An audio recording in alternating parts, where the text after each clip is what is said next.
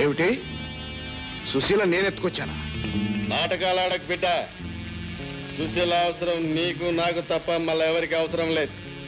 నీ మనిషి చేత నా మనుషులు కొట్టించి సుశీలను ఎత్తుకొచ్చింది కాక మళ్ళా ఏమరిగినట్లు మాట్లాడుతావు. మంచిగా సుశీల నాకు అప్పగించు, లేకపోతే నీ పీక కోసేత్తా మళ్ళా. ఒరేయ్, సుశీల నేనే ఎత్తుకొచ్చి ఉంటే ఈ పాటికి నీ కపాలం లేకుండేవాడిని. అంటే మళ్ళా నువ్వు సుశీలను ఎత్తుకరాలేదా? మరి ఎత్తుకపోయినోడెవడు? ఎవరో అని నీళ్లు నవ్వలే కంటే మన ప్రాణాల మీదకి రాకముందే మనుషులు పెట్టి వెతికించు. ఎతికిస్తా, పట్టుకొస్తా, కాని నిన్ను మాత్రం నమ్మను బిడ్డ. నీడలా నీ ఎంటుంటా. అండలేని ఆడదానిగా ఈ సమాజంలో నువ్వెన్ని ఇబ్బందులు పడి ఇక్కడ చేరుకున్నావో ఆడదానిగా నేను ఊహించుకోగలను. కానీ నీ బిడ్డ పెరిగి పెద్దవాడే నా తండ్రి ఎక్కడా అని అడిగితే ఏం చెప్తావమ్మా? నాతో నిజం చెప్పడానికి నీకెందుకమ్మా సందేహం? ఏమని చెప్పనమ్మా? ఊరు పేరు తెలియకుండా ఎవరినో ప్రేమించిన పిచ్చిదానని చెప్పనా? గర్భిణి అని తెలియగానే ఆ దుర్మార్గుడు పారిపోతే వెతికి వెతికి వేశారని వెర్రిదానని చెప్పనా? చిన్నప్పుడే తల్లిదండ్రులను పోగొట్టుకున్న అనాథను నా బిడ్డను కూడా నాలాగే అనాథని చేయకూడదని ఇంకా బ్రతుకుతున్నానమ్మా. నువ్వు అనాథవు కావు చెల్లెమ్మా. అన్నయ్య, ఏ రోజు నువ్వు నా కంటపడ్డావో ఆ రోజే నా చెల్లెలు అయ్యావు. దేవతలాంటి ఈ తల్లి దీవెన అందుకున్న క్షణంలోనే నువ్వు ఇంటికి ఆడపడుచు అయ్యావు. నేను మోసగించిన వాడెవరో చెప్పలేకపోయినా కనీసం నేను చంపడానికి ప్రయత్నించిన వాళ్ళెవరో చెప్పగలవా? నన్ను వాళ్ళు ఎందుకు చంపాలని ప్రయత్నించారో నాకు అర్థం కాలేదు. కానీ నన్ను బంధించిన వ్యక్తి నువ్వు కాక నీ వాళ్ళు ఇంకెవరు బ్రతికి ఉన్నారో చెప్పమని చిత్రహింసలు పెట్టాడు. ఆ వ్యక్తి ఎవరో చెప్పు, వాడిని బట్టేనా నిజం తెలుసుకుంటాను. అతనెవరో నాకు తెలియదు. మిస్టర్ సుధాకర్, కోటలో వచ్చిన స్టీల్ బ్లాక్ లో అమ్మినట్టు రిపోర్ట్ వచ్చింది. అందువల్ల నేను అరెస్ట్ చేస్తున్నాను. మోహన్, స్టీల్ నేను అమ్మలేదు. గోడౌన్స్ లో ఉండవలసిన స్టాక్ కనపడకపోతే నేనే రిపోర్ట్ చేద్దాం అనుకున్నాను. ప్రతి బ్లాక్ మార్కెట్ హీరో చెప్పే మాట ఇది. మోహన్, నువ్వు నా మాట నమ్మలేవా? బంధువుగా నమ్మగలను, కానీ పోలీస్ ఆఫీసర్గా నమ్మలేదు. నిన్ను అరెస్ట్ చేయక తప్పదు. కానిస్టేబుల్స్. ఏమిటి, మీ నాన్న మీ అన్నయ్య ఇంత ద్రోహం చేశారా? నేను బ్రతికుండగా నా తమ్ముడికి అన్యాయం జరగటానికి వీల్లేదు. పదరేఖ. బాబు ఆగు. మనల్ని కాదనుకుని వెళ్ళిన వాడు మనవాడు కాదు. వాడికి ఏ ఇబ్బంది వచ్చినా మనకు అనవసరం. అమ్మా, ఆవేశంలో తమ్ముడు మనకు దూరం అయినా అన్నీ ఆలోచించగల పెద్దవాళ్ళు మనం వాడిని దూరం చేసుకోకూడదు. తనకై తన తప్పు తెలుసుకునే వరకు మన మంచితనం చేతకాంతనంగానే కనపడుతుంది బాబు. ఇంకా ఏం తెలుసుకోవాలమ్మా? పిలిచి పిల్లనిస్తామన్న వాళ్ళు కావాలని జైల్లో పెట్టించారు. ఇది చాలు తమ్ముళ్ళలో మార్పు రావటానికి. పైగా ఆపదలో ఉన్నప్పుడు ఇలాంటి పంతాలు పట్టింపులు పనికిరావద్దయ్యా. పదరాక నేను వస్తాను. వస్తామమ్మా.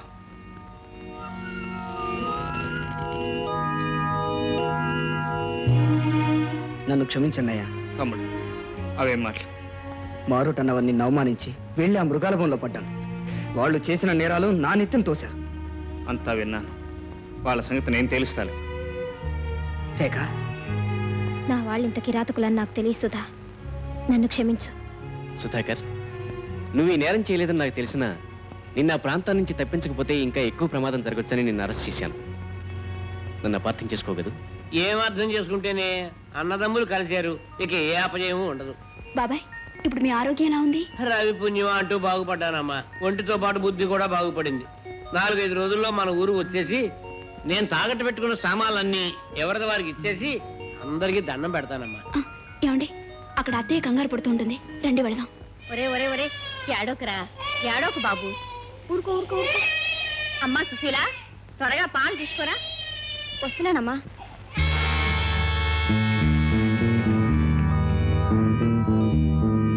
రేఖ ఎక్కడ? మీరెవరు? రేఖ తండ్రి హరిశ్చంద్రరావు గారు. ఓహో, అలాగా. రేఖ ఇక్కడ లేదు. రేఖ ఇక్కడికి రావడం కళ్ళారా చూసి ఆయన తీసుకొచ్చాను. మీరు రావడం చూసుంటారు, కానీ వెళ్ళడం చూసుండరు. అనవసరంగా దాచడానికి ప్రయత్నించు. దాచటాలు దోచటాలు మాకు అలవాటు లేదు, అవసరం లేదు. మీరు మోసం చేసి నా బిడ్డను జైల్లో పెడితే విడిపించడానికి రవిని తీసుకువెళ్ళింది.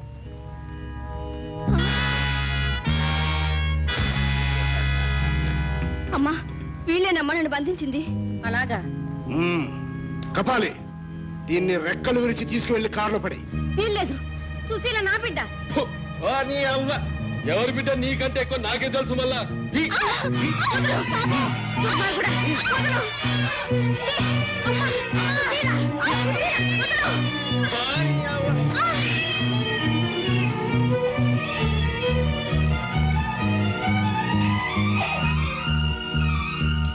వచ్చేదాకా ఇక్కడే ఉండి వెంట తీసు పోనీ.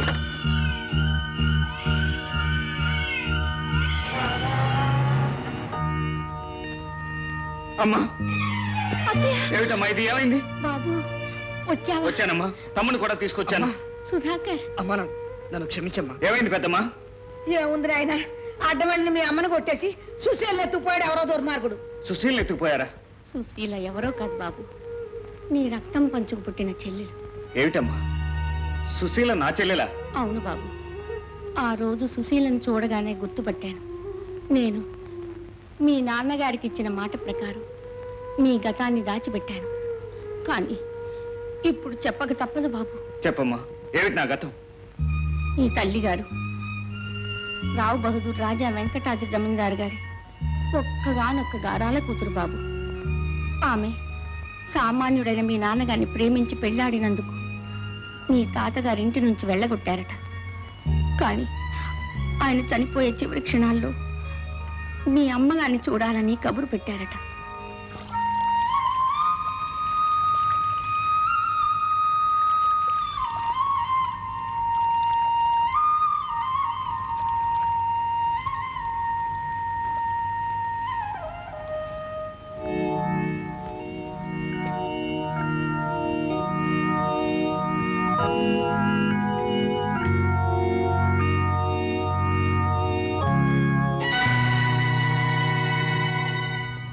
నాన్న నాన్న పెదనాన్న, పెదనాన్న, చెల్లెమ్మ వచ్చింది. వచ్చావా అమ్మా, వచ్చావా? బాబు మాత, నీ మంచి తెలుసుకోలేక నిన్ను అవమానించాను, నన్ను క్షమించు బాబు. ఇప్పుడు అవన్నీ ఎందుకులేండి. మీరేం చేసినా మీ కన్నబిడ్డ మీద ఉన్న ప్రేమతోనే కానీ ద్వేషంతో కాదు. లేరమ్మా. ఇదిగో నాన్న. బాబు, నీ పేరు? రవి. నీ పేరమ్మా? సుశీల. అమ్మా, చిన్నప్పుడు నువ్వు అచ్చంగా ఇలాగే ఉండేదాని అమ్మ, ఇలాగే ఉండేదాన్ని. రండి లాయర్ గారు, నేను బ్రతికుండగానే నా కళ్ళ ఎదుటి ఆ వీరునామా నా బిడ్డకి ఇవ్వండి. ఇవిగోనమ్మా, మీ నాన్నగారి సమస్త స్థిర చిరాస్తులు మీకు మీ తర్వాత మీ బిడ్డలకు చెందేట్టు రాశారమ్మా. ఈ ఆస్తి నాకెందుకు నాన్న? నీకు కాకపోతే ఇంకెవరికమ్మా? నా మనవడు మనవరాలు నూరేళ్ళు ఏ కష్టం లేకుండా బ్రతకాలి, అదే నా కోరిక. నాన్న అమ్మా, నాన్న రాజు. నాన్న నాన్న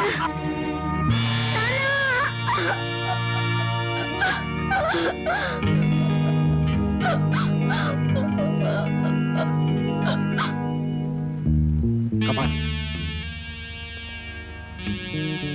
ఒకప్పుడు మా పెదనాన్న కూతురు ఎవరినో అనామకును కట్టుకుని వెళ్ళిపోయింది. ఇన్నాళ్ళు ఆ ఆస్తిని ఐశ్వర్యాన్ని నేను అనుభవించాను. హఠాత్తుగా తన కూతురును పిలిపించి ఆ ఆస్తి అంతా దాని పేరు మీద రాశాడు. ఆ ఆస్తిలో చిల్లి గవ్వ కూడా నాకు దక్కదని తేలిపోయింది. రేపు వాళ్ళిద్దరూ కలిసి ఊరు బయలుదేరుతున్నారు. దారిలో వాళ్ళందరినీ సర్వనాశనం చేయాలి. అందుకు నీ సహాయం కావాలి. గదంత పని గట్టగా చేత మళ్ళా వస్తా ఉన్నాయా? పెదనాన్నగారు పోయి వారం తిరగకముందే మీరు ఇలా బయలుదేరటం. హఠాత్తుగా బయలుదేరి రావడం వల్ల అక్కడ పనులన్నీ ఆగిపోయాయి. ఒక్కసారి వెళ్ళి రావాలి. 10 రోజుల్లో వచ్చేస్తా ఉన్నాయా? వస్తాను బావా. నేను వస్తాను. మిమ్మల్ని స్టేషన్ దాకా సాగనంపుతాను. పదండి.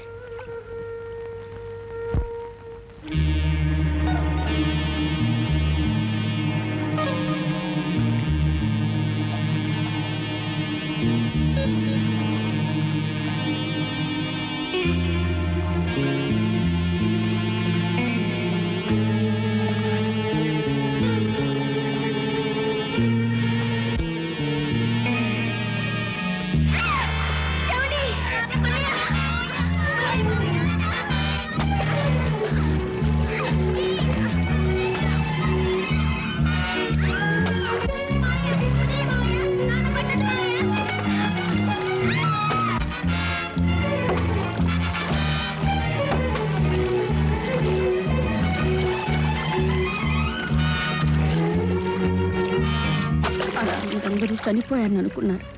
కానీ మీ నాన్నగారు నిన్ను బ్రతికించుకుని మా ఇంటికి వచ్చారు. తిరిగి ఆస్తి కోసం ప్రయత్నం చేయమంటే ఆస్తి కంటే నాకు బిడ్డ ముఖ్యం, తాను బ్రతుకున్నట్లు తెలియకుండా బ్రతుకుతానన్నారు. ఆ తర్వాత మీ నాన్నగారి మంచితనాన్ని గుర్తించి మా నాన్నగారు నన్నిచ్చి పెళ్లి చేశారు బాబు. ఇది బాబు జరిగిన కథ. ఇంతకీ ఎవరమ్మా దుర్మార్గుడు? రేఖ తండ్రి హరిశ్చంద్రరావే బాబు.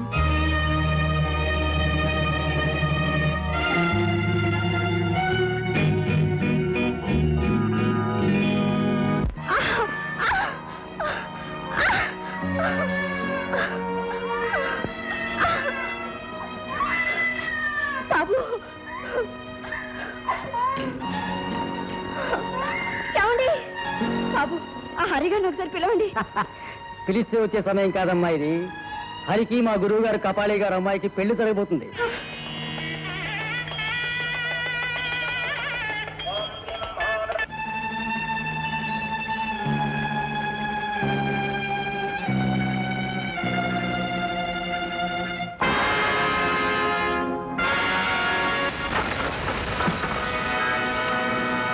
అన్నయ్య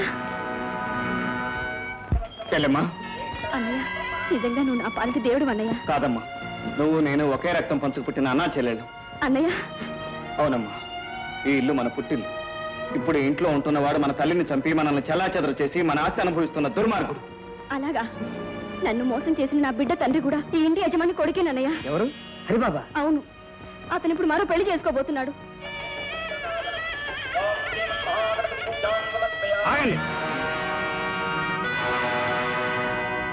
ఎవరు నువ్వు? ఇన్నాళ్ళు నువ్వు లేడనుకుంటున్నవాణ్ణి.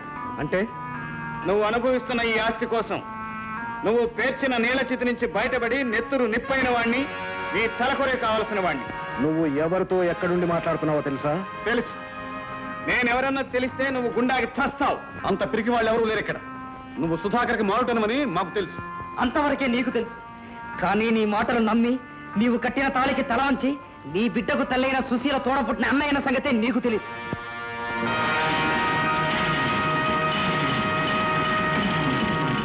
తోడబుట్టినవాడా? అబద్ధం. ఆమె అనాథ. అనాథే అయితే ఆమె ప్రాణం కోసం నువ్వు ఇంత పణవడ్డి ఈ కపాలి చేతుల్లో కీలుబొమ్మ అవుతావు అనుకునేటంత వెర్రివాణ్ణి కాదు హరిశ్చంద్రరావు. నిన్నటి వరకు సుశీల అనాథ నేను అనుకున్నాను. కానీ మా గతం నీ ఘాతకం తెలిసిన తర్వాత మేమిద్దరం తోబుట్టుకున్నాం తెలుసుకున్నాం. ఏమిటి నువ్వు మాట్లాడేది? మాట్లాడటం కాదు, గతాన్ని గుర్తు చేస్తున్నాను. ఈ ఆస్తి కోసం మా వంశాన్ని సర్వనాశనం చేయాలని దయ, దాక్షిణ్యం, మమత, మానవత్వం లేకుండా మా తల్లిదండ్రుల్ని మమ్మల్ని నువ్వు నీట ముంచిన తేలి తెప్పరిల్లి వచ్చిన రాజ్యలక్ష్మి మాధవరావుల పిల్లలం, ఈ ఆస్తికి వారసులం, నీ పాలటి మృత్యువులం. అయితే కోరి మృత్యువు నోట్లోకి వచ్చారన్నమాట. ఇంకా చూస్తారే.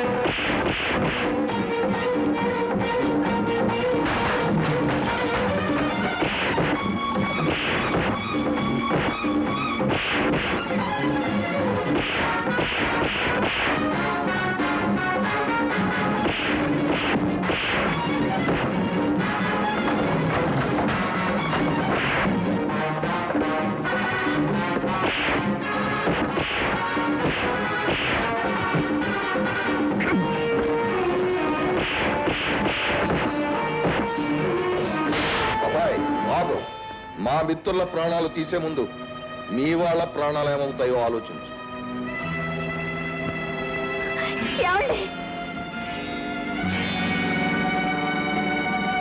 చూస్తానే, పట్టుకోండి. ఏమనుకోకు రాబాయ్, ఇదో చిన్న రాజకీయం. నీ గతం గురించి మీ అమ్మగారు చెప్పడం విన్నాను. సరే, నువ్వు ఎలాగో రూలింగ్ పార్టీ మీదకి అపోజిషన్ లీడర్లా మా మిత్రుల మీదకి ఎగబడతామని తెలిసి ఈ ఆడంగుల్ని పావులుగా తీసుకొచ్చానంతే. దుర్మార్గుడా, మమ్మల్ని మగాడిలా సాధించలేక ఆడాలను అడ్డం పెట్టుకొస్తావా? కుర్రతనం ఏ పని సాధించాలన్నా ఆదిలోనో అంతంలోనో ఆడదాని అవసరం ఉంటుంది నాయన. చెప్పాస్ బిడ్డ, జైల్లో దోస్తి జన్మాంతం ఉంటుందని రుజువు చేసిన మళ్ళా గీలను తీసుకెళ్ళిగా తంబాలకు తాళతోటి కట్టాను మళ్ళా.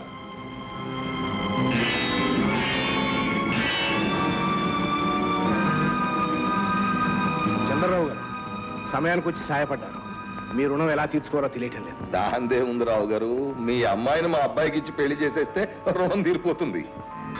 చంద్రరావు గారు ఏమిటి మీరు మాట్లాడింది? కోప్పడకండి రావు గారు, ఆస్తిక వారసురాలైన అమ్మాయిని అప్పగించినందుకు కపాలి కూతుర్ని మీరు కోడలుగా చేసుకోబోతున్నారు. మరి ఆస్తిక వారసుడైన కుర్రాడిని అప్పగిస్తున్నందుకు మా అబ్బాయిని మీ ఇంటల్లుడిగా చేసుకోమని అడుగుతున్నాను. ఇలా గనక పెళ్లిళ్ళు జరిపిస్తే వాళ్ళ పీకలు మీకు కానుకలుగా సమర్పిస్తాను. అవును భాయ్, గాయని చెప్పింది మీ కరెక్టే. మళ్ళా గాలి ఎట్లాగా మనల్ని కథం చేస్తారు కనుక ముందే మనం వాళ్ళని కథం చేస్తే సరే. మనకు కావాల్సింది కూడా వాళ్ళ వంశం సర్వనాశనం కావడమే. అలా కానివ్వండి.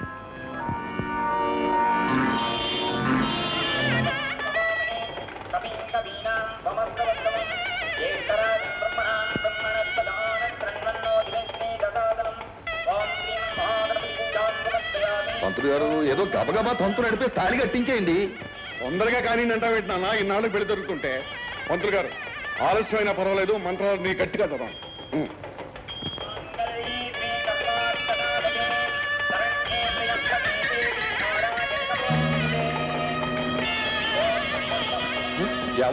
ఏమైంది? అమ్మా రేఖ, రేఖ అమ్మని అమ్మ పెళ్లి కాకుండా ఇది గడుపుతాందా? నోర్మై గతవనోరు నువ్వును కళ్ళు తిరుగుతుంటే నీళ్లు పట్టు, నీళ్లు పట్టు.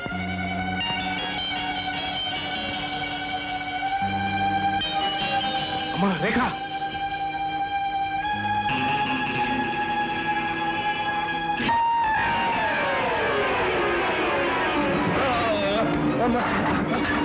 అమ్మని అమ్మ నా మీద పడతా పెట్టినా.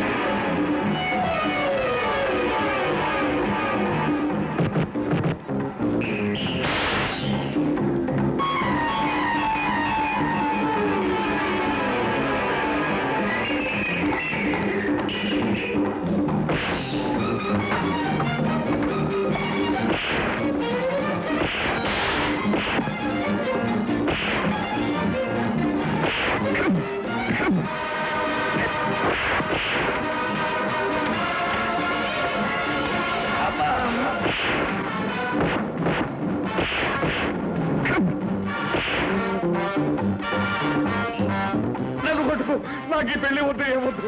ప్రాణాలతో ఉంటే మనూరు పోయి కళ్ళు నీళ్లు తాగు బతుకుతాను. నన్ను వదిలే బాబు. అబ్బా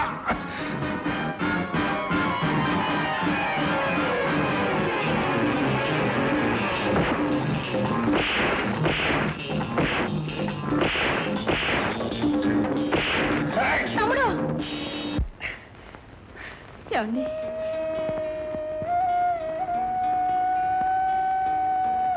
ఇప్పటికైనా అర్థమైందా? నువ్వు తాళి కట్టి మోసం చేసినా తన్నిలో జాలిపడి ప్రాణం కాపాడి. సుశీల, మోసంతో కట్టినా మమతో కట్టినా 3 ముళ్ళు 7 జన్మలు నిలుస్తాయని నేను ఇప్పుడే తెలుసుకున్నాను. నన్ను క్షమించు సుశీల.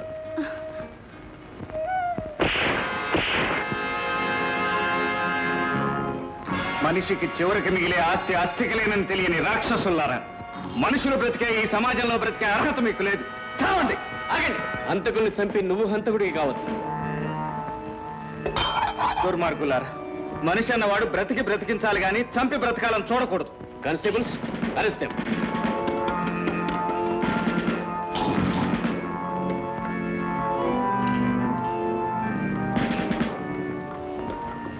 నేను కాకిగోళ్ళు పొడిచాను కాబట్టి నా కాలు చెయ్యి పడిపోయింది. రవి పుణ్యమా అంటూ బాగుపడ్డాను. నువ్వు మనుషుల్ని కాల్చుకు తిన్నావు కాబట్టి జైలు పాలు అవుతున్నావు. జైలుకి వెళ్తున్నందుకు నేనేం విచారించడం లేదు, పైగా గర్వపడుతున్నాను. జైలుకి వెళ్తాను, మళ్ళీ తిరిగి వస్తాను. అప్పటికి జనంలో లెవెల్ పెరుగుద్ది. ఆ రాబోయే ఎలక్షన్ లోనైనా నేనే కాబోయే ప్రెసిడెంట్ ని మర్చిపోకు.